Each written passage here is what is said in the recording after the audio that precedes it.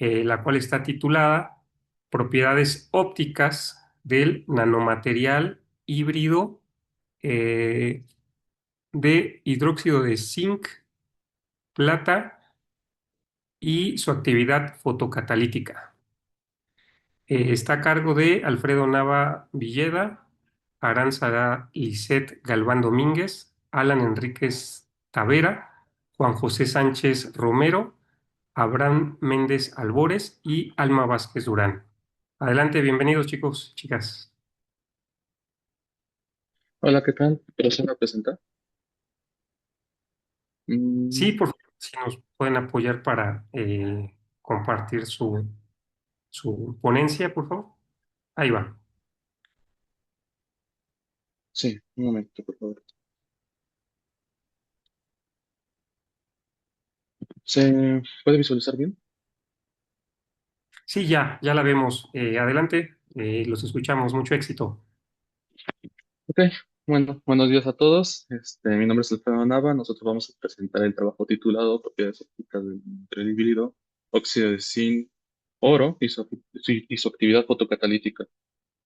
Ahora, empezando, el óxido de zinc ha sido ocupado ampliamente en gran cantidad de aplicaciones, ya sea como aditivo, ya sea como antibacteriano, en actividades cosméticas y demás, pero hay una cualidad importante de este material que lo hace especialmente interesante y es que es un material semiconductor. Es decir, es un material que dependiendo de la condición se puede comportar como un material aislante o conductor. Específicamente, el óxido de zinc tiene un band gap, un ancho de banda prohibida de 3.37 electronvolts, que quiere decir que a partir de esta energía es posible pasar un electrón de la banda de valencia, que está aquí, a la banda de conducción. Este es el fenómeno que permite la conducción en un material y esto es especialmente importante para una aplicación que se llama fotocatálisis. Aquí, básicamente, la luz de cualquier fuente incide sobre algún material y dependiendo de la longitud de onda que tenga esta luz va cargada con cierta energía, entonces esta misma luz puede hacer posible que este fenómeno de conducción pase. Entonces, ¿qué es lo que sucede? Que cuando un electrón pasa de la banda de valencia a la banda de conducción, se genera un fenómeno que se llama electrón par hueco. Este, este generación de un hueco con una carga positiva y un electrón con una carga positiva, con una carga negativa, perdón, pues provoca que se generen con el ambiente unos compuestos que se llaman radicales libres, como el superóxido o el radical hidróxilo.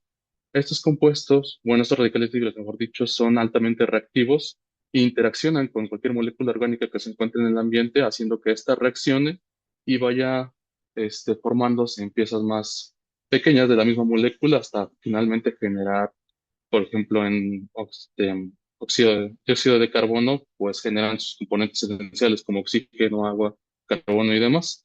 Entonces, esto es especialmente útil para degradar contaminantes, ya se ha usado ampliamente, pero también es útil en contaminantes no solamente que se encuentran en el aire, sino también en el medio acuático.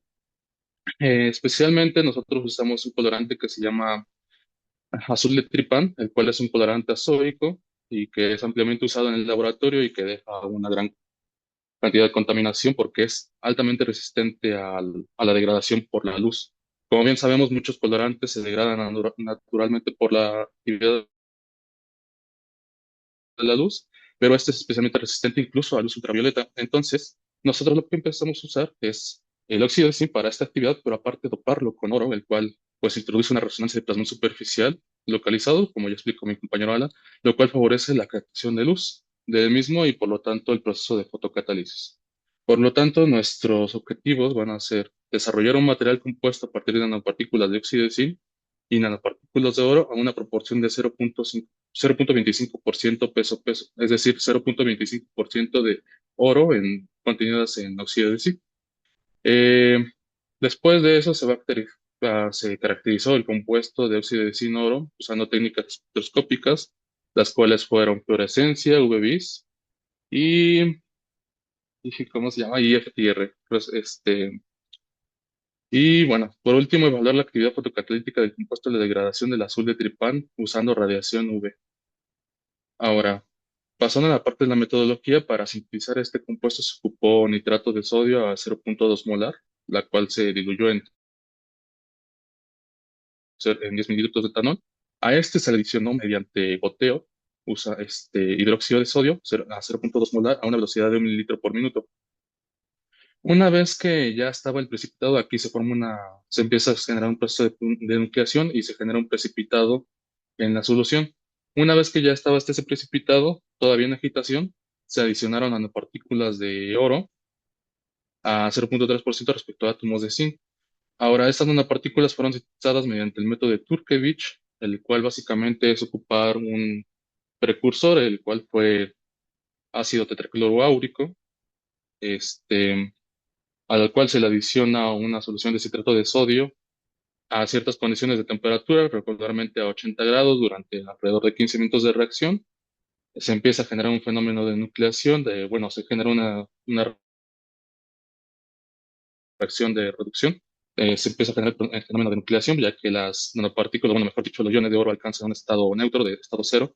Estos se empiezan a unir y se empieza a formar el proceso de nucleación. Se forman las nanopartículas y, como bien ya lo había comentado mi compañero anteriormente, estas, a diferencia del oro normal, tienen un color rojizo, como se puede ver aquí. Una vez que estaban sintetizadas, se adicionaron aquí para que se acoplaran al compuesto de óxido de zinc. Bueno, aquí es hidróxido de zinc. Una vez que se hizo eso, se lavó en una centrifugadora a 7000 revoluciones por minuto durante 3 minutos. Aquí fueron 3 ciclos de lavado y se secaron a 170 grados durante 2 horas para así eliminar el dióxido de zinc y que solo quedara óxido de zinc más el compuesto. Una vez que se tuvo el compuesto ya seco, se dispuso en una celda de cuarzo. Aquí es importante porque las celdas de cuarzo bueno, tienen la capacidad de dejar pasar la luz UV, ya que cualquier vidrio pues bloquea esta radiación UV, entonces esto nos perjudicaría en los procesos de degradación. Aquí se adicionó el compuesto a una concentración de 1 miligramo por mililitro de una solución de azul de tripán a 0,7 milimolar. Estas celdas fueron trasladadas a un reactor con lámparas UV, las cuales tienen una radiación de 254 nanómetros, la cual corresponde a radiación UV tipo C.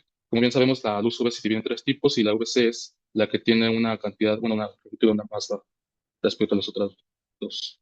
Y bueno, finalmente estos experimentos se analizaron mediante UV visible y adicionalmente también el compuesto por sí solo se analizó mediante UV visible, fluorescencia y FTIR. Eh, Pasando a los resultados, tuvimos aquí que el espectro de emisión de las nanopartículas, como se puede ver aquí, es más alto adicionando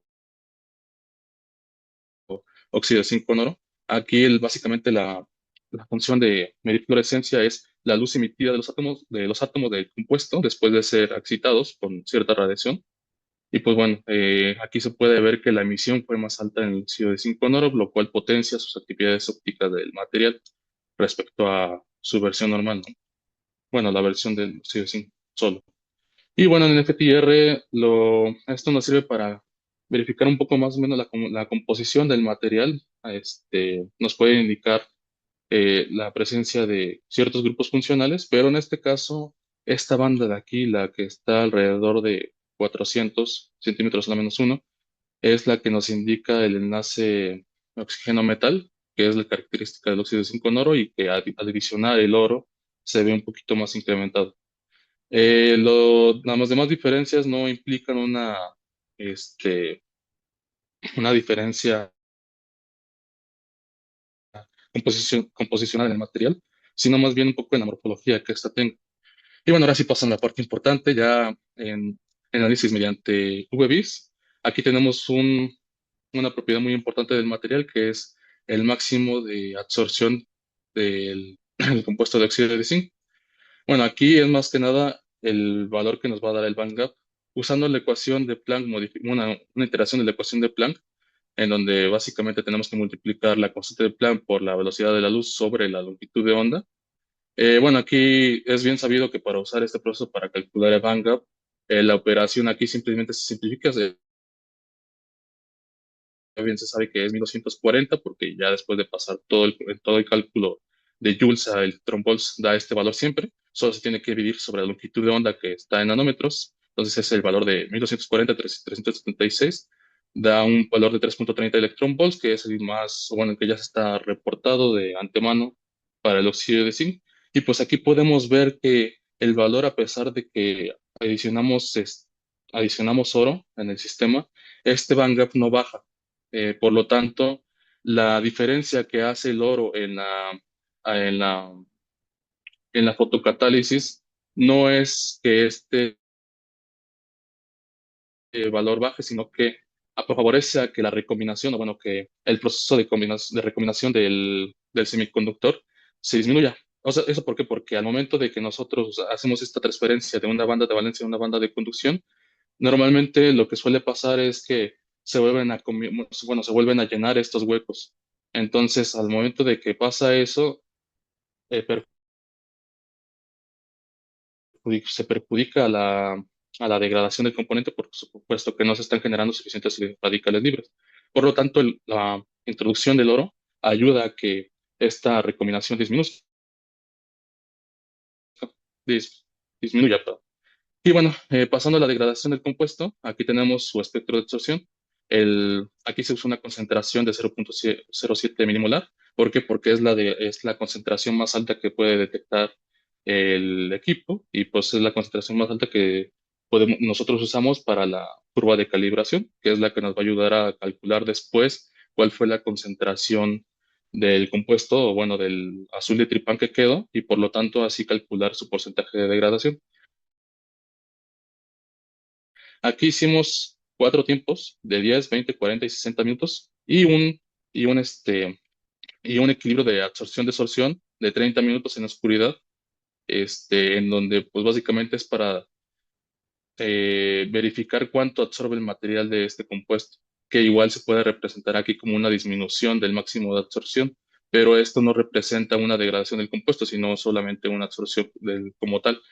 La modificación de este espectro en el que el espectro se ensancha ya nos indica una modificación en la molécula y cómo ésta se va degradando. Entonces, pues aquí podemos ver que el compuesto de óxido de zinc con oro degradó hasta un 98.5% del azul de tripán, lo cual fue, pues, una buena, bueno, es bastante alto. No se hizo más tiempo ya por la contaminación, bueno, por el gasto energético que también conlleva hacer el experimento. Y pues bueno, aquí tenemos la comparación del compuesto de óxido de zinc con oro y óxido de zinc solo. Aquí es importante notar que en este tiempo de -30 a 0 es el equilibrio absorción-desorción que ya había explicado anteriormente, en donde este proceso se hace oscuridad. Y aquí se ve que el óxido de zinc arranca un poco más alto ya que tiene una mayor capacidad de absorción, ya que aquí el oro está ocupando ciertos huecos que tiene el material, por lo tanto evita que el contaminante no se absorba de igual manera que acá. Entonces esto puede mascarar un poco la degradación que tenga el óxido de zinc por su cuenta, pero para eso después hacemos el modelo de pseudo primer orden para calcular la degradación, bueno, para calcular la velocidad de degradación de cada uno de los compuestos. Entonces podemos ver que aquí, a pesar de que arranca por debajo el óxido de zinc con oro, eh, tiene una mayor velocidad y al final rebasa el óxido de zinc solo. Entonces, ajustando un modelo de pseudo primer orden, podemos aquí ver sus constantes de velocidad, que son el valor de K, en las cuales en el óxido de zinc solo es de 0.04596 minutos la menos uno y aquí es de 0.07211, lo cual es aproximadamente 1.53 veces más rápido de la degradación de este compuesto que tiene el oro respecto al original. Entonces, bueno, ya pasando a las conclusiones, se logró que la síntesis fuera exitosa, se confirmó bueno, la síntesis de un compuesto híbrido de óxido de zinc con oro, además de que la misma cinética que habíamos hecho anteriormente confirmó la mayor eficiencia que tienen las nanopartículas bueno, la agregación de nanopartículas de oro. Y como perspectiva se requiere optimizar esta misma concentración de oro para mejorar la actividad fotocatalítica. Recordemos que es una concentración al 0.25%, en realidad es muy poco. Hay trabajos que lo llevan al 1%, entonces aquí es una gran área de mejora para el compuesto y para que así pueda degradar incluso más rápido. Y bueno, también se buscará una mayor viabilidad a través del reuso del compuesto, que es lo que se suele hacer. Se suele recuperar el compuesto después de la degradación para así usarlo múltiples veces, lo cual es una mayor relación coste-beneficio. y así como la caracterización adicional del mismo mediante otras técnicas como TEM, SEM y demás que faltan. Y bueno, eso sería todo. Muchas gracias.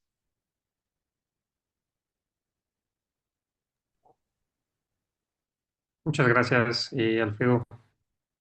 Mira, tenemos algunas preguntas, te las voy a ir leyendo, si nos puedes hacer favor de irlas contestando. La primera es si nos puedes aclarar la diferencia entre un material compuesto y un material generado por reacción química. Bueno, esa sería la primera, por favor.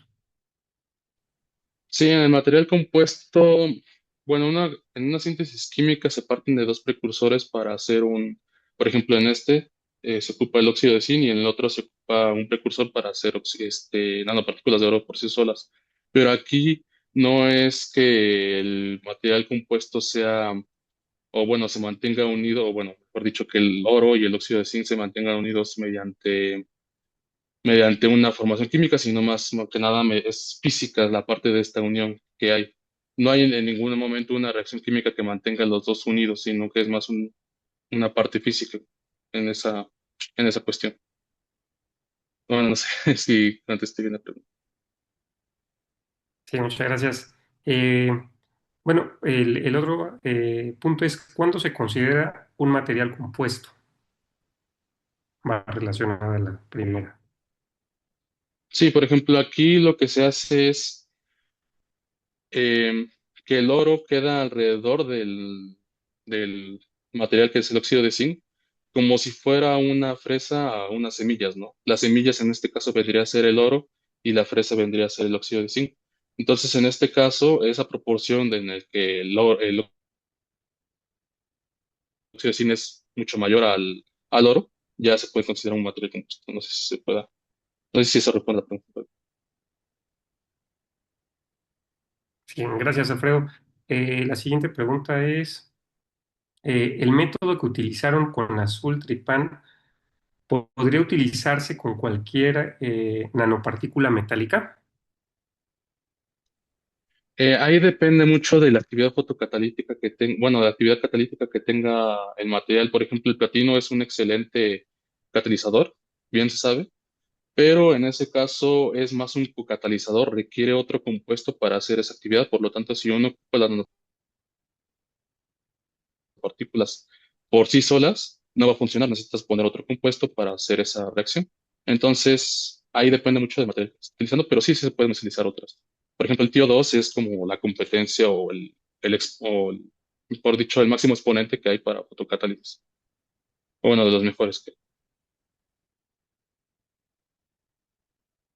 Muchas gracias. Se cerró tu micrófono, Alfredo. Ah, no sé si se escuchó bien la respuesta. A ver, si quieres Creo la que no. repito. Sí, Ah, ok. Bueno, lo que había comentado es que había otros materiales que, bueno, depende mucho del material que se use. Por ejemplo, el platino es considerado uno de los mejores catalizadores, pero es un co-catalizador, requiere de otros compuestos para hacer la reacción. Entonces, ahí depende mucho de la capacidad del material. Por ejemplo, el cobre, no sé si tenga buena actividad. Hay materiales que ya son bien conocidos, su actividad catalítica, como el TiO 2 y demás, pero sí, sí se pueden ocupar otros materiales. Ahí. ok, muchas gracias. Y bueno, una última pregunta. ¿Qué aplicaciones puede tener este material compuesto en una aplicación cotidiana? Ah, ok. Bueno, el óxido de zinc por sí solo se ocupa en gran cantidad de cosas, ¿no? En tratamientos y demás, incluso es considerado a veces como biomaterial. Pero compuesto, no sé, podría ser que se quede como un recubrimiento, que este recubrimiento a la vez, por ejemplo, lo que se hace en muchos ladrillos o materiales de construcción es que tienen un recubrimiento que hace que limpien el aire por la misma actividad catalítica, ¿no? Del material. Entonces se podría hacer eso, pero aquí considerando que se ocupa oro, pues no sería tan viable. Entonces es para cuestiones de contaminantes un poco más fuertes. Muchas gracias. Tenemos tiempo para una última pregunta. ¿Cuáles serían los retos de trasladar esta metodología a un contaminante persistente presente en nuestra agua? en muestras de agua real, perdón. Sí, por ejemplo, en muestras de agua reales, no sé, hay ciertos contaminantes mucho más persistentes. El BPA es un compuesto que se usa para la fabricación bueno, se usa en el recubrimiento de latas y demás para que no entre en contacto el alimento con el metal o con el alimento, ¿no? La cosa es que se ha demostrado que es un disruptor endocrino y es muy persistente en el agua, es muy difícil degradar los componentes más esenciales, ¿no? Entonces aquí el reto en esos tipos de contaminantes, por ejemplo, también están los antibióticos y demás, es más que nada la energía que se use y el tiempo de reacción que se requiera. Por ejemplo, en el BPA que le había comentado, muchas veces usando un reactor incluso UV, son reacciones de 6 horas aproximadamente. Entonces ahí están esos retos en la hora de degradación, en la degradación de contaminantes más complicado. Muy bien, pues muchas gracias, Alfredo y colaboradores, por su participación. De igual manera, les haremos llegar su constancia vía correo electrónico. Muchas gracias y felicidades. Sí, pues es. Hasta pronto.